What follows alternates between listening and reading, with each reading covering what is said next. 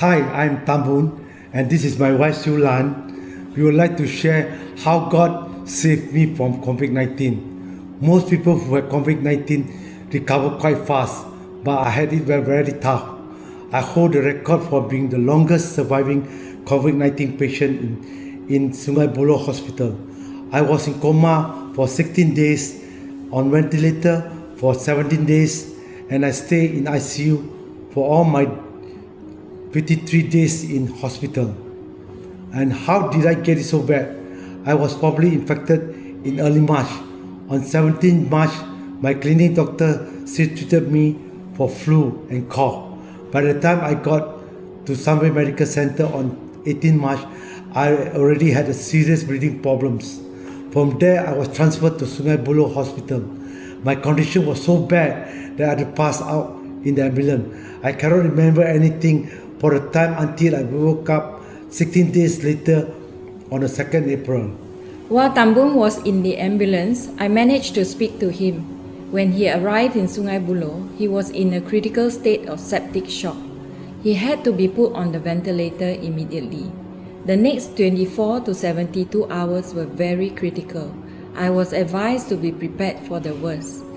Septic shock is a potentially fatal condition, and more than 50% of septic shock cases usually result in death. I was devastated by the news. Tambun's condition remained critical even after 72 hours. The next 2 weeks were the most difficult time of my life. I did not know what update I would get from the doctor each day. I broke down and cried many times. Katrina and Joyce, our two daughters, were my pillars of practical help and strength. Pastor Chris Kam texted to say the church was praying for Tambun. I also had strong support from our Bangsa cell, friends, and relatives. I held on to God's promise in Isaiah 41 verse 10. Fear not, for I am with you. Be not dismayed, for I am your God. I will strengthen you. I will help you. I will uphold you with my righteous right hand. It was scary when Tambun's condition worsened on 31st March. There was not enough oxygen to his lungs and a tracheostomy was considered. This is a risky procedure to insert a tube through his neck. 1st April was the worst day. All his key organs had problems. Tambun not only had the risk of heart failure, his lungs were hazier and his kidneys were not functioning. He also needed blood transfusion. That day, we nearly lost Tambun. Looking back, the Holy Spirit took control of the situation. He guided the cell to travail for Tambun while he prompted a cell member to suggest renunciation and repentance identification prayers. Led by Pastor Jin Leong, a Zoom prayer meeting was quickly organized by our cell leaders. I stood in a gap for Tambun to renounce all the temple worship and idols in his life and also repented from all occult practices. After the prayer, Zechariah 3 verse 4 was released, which I took to mean that the Lord had accepted my prayer and that the enemy no longer had a legal hold on Tambun. In Zechariah 3 verse 4, the angel said to those who were standing before him, "Take off his filthy clothes." Then he said to Joshua, "See, I have taken away your sin, and I will put rich garments on you." God is holy.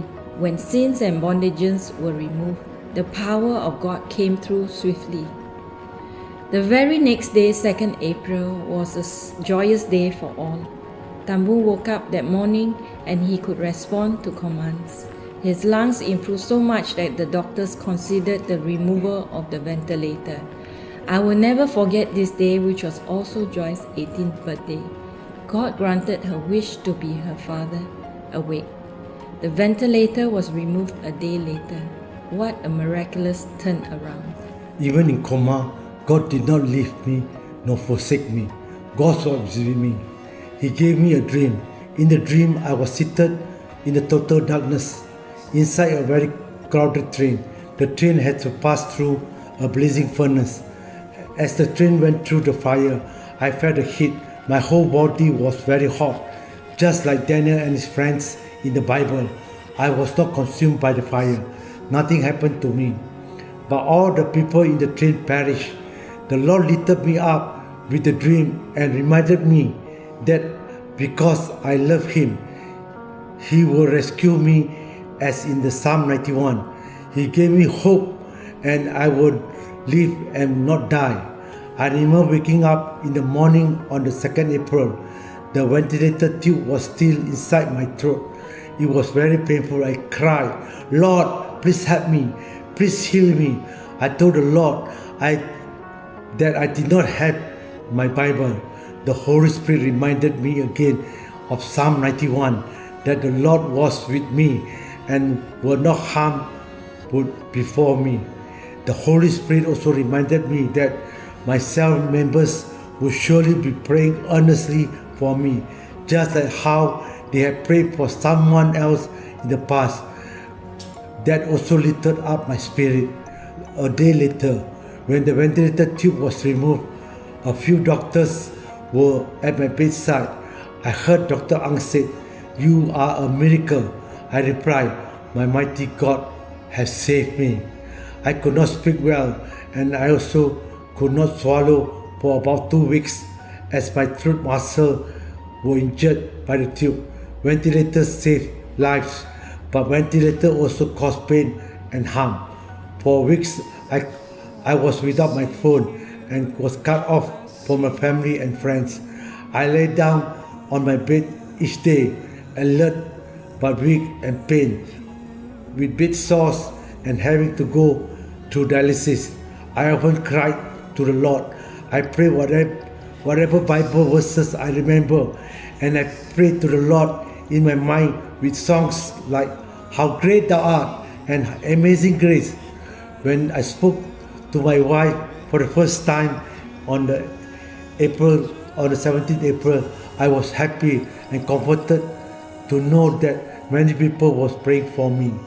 On 1st May, when I was given my phone and my iPad, I can see messages of love and prayer support from members and pastors in GMC. I also discovered that myself had gathered daily to pray and pledged for God's mercy for my life. I cried, feeling very blessed to be in the body of Christ. God heard the pledge of His people and He answered their prayers. I am very thankful to many people who journeyed with me, and especially myself, who prayed earnestly for me. I am especially grateful to my dearest wife. She stood in the gap for me to pray for my condition, were most critical on the 1st April. Because of that, she did. God snatched me from the jaws of death. It was by God's grace and mercy that Tambun survived COVID-19. We are very grateful to the doctors and nurses who took great care of him. We are also very thankful to our Bangsa cell, which gathered daily to worship and pray until Tambun was discharged and safely at home, believing always that God will save and restore Tambun miraculously. Their commitment was total, and the daily sessions of more than 50 days have brought a whole meaning to praise and prayer, and also to cell life. We are also very grateful to many people and pastors from other churches who prayed daily for Tambun. My journey with God will never be the same again as I reflect on His goodness, faithfulness, and promises. Nothing is impossible with God. I encourage everyone to pray without ceasing and be encouraged that God hears our prayers. Our God will never leave us nor forsake us. I also urge everyone to join a cell. Yes, it was a miracle that I survived COVID-19. I'm thankful and I am safely back with my family at home. On the hospital bed, I have learned that money is not everything and it should be the main priority in life. Going forward, I plan to spend more time learning God's word, as His words had the power to bless and heal, as well as to give hope and new life to all hopeless. God has given me a second lease of life for the purpose. I want to make my life count on Jesus. I want to serve Him. All glory to our God Almighty.